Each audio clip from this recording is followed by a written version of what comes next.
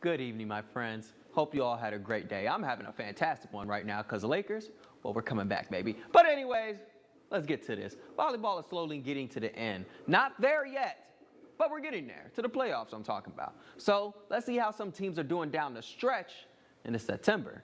It was senior night here as the HEMATITES hosted the Manistique Emeralds. Let's go ahead and pick it up. First set, ISHPEMING down a few scores, trying to get back into the game. And a hit by Maddie McNabb. Not Donovan McNabb, but she got an arm like him. Helps get them points for the HEMATITES. Very next set, 19-12 in favor of Manistique. They get it over the net, but Olivia Court, well, she was getting ready for a nice hit to give HEMATITES another point. Emeralds couldn't handle that one. A few scores later, Manistique, they are still ahead in the game, and a light shot that the HEMATITES weren't ready for is going to give Emeralds another point. Let's fast forward. Emeralds, they now need 2 points just to win this set. HEMATITES, they're fighting. They're good at this. They're really good at fighting coming back. But Manistique was scheming, planning, and then they fire off a shot that was too much for the HEMATITES. They go on to win that first set. Moving into the second set, folks, ISHPEMING already down a couple of scores, but they're going to easily put some points on the board as Emeralds must have underestimated HEMATITES on that one. Let's take it a little further. Manistique was in control most of the night. This shot right here proved that as Emeralds go on to sweep the night against ISHPEMING 3-0.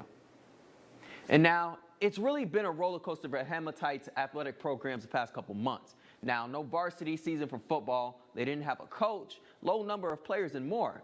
But last night, the school made a significant progress in solving the situation. ISHPEMING Public School Board announced last night the hiring of Liz Beauchamp as the new athletic director to take over for the long time and my good friend AD Terry Roberts. Beauchamp has been a part of the ISHPEMING Public School District for many years as a guidance counselor, tennis coach, scorekeeper, and more. Superintendent Carrie MEYER says that it just made sense for her to move into the role of athletic director after all her involvement with the school. Who I've talked to, people are very excited to have Ms. Beauchamp in that role. I hear very positive comments. However, we're losing somebody that's done a great job. They're going to be big shoes to fill, and so we are very sorry to see Mr. Roberts go. He did a great job in that position, and we're surely going to miss him. The board also approved last night to move JV football coach Cody Kogler to varsity head coach at the end of the season. MEYER says at the end of the JV season, Kogler will move into his new position and prepare the kids for the start of the new school year and varsity season in 2021. Cody did decide to apply in the second posting, knowing that he eventually wanted to be in that position.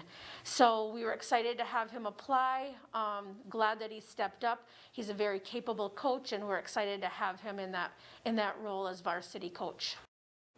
HEMATITES have also hired Paige Yoho as the girls' JV basketball coach, and the girls love her. She's awesome. Congrats to all three of you on new roles. So, let's go up one level to college athletics, shall we? This pandemic has made it extremely hard for athletes to try and sign places or just prepare for the upcoming season if they were going to have one.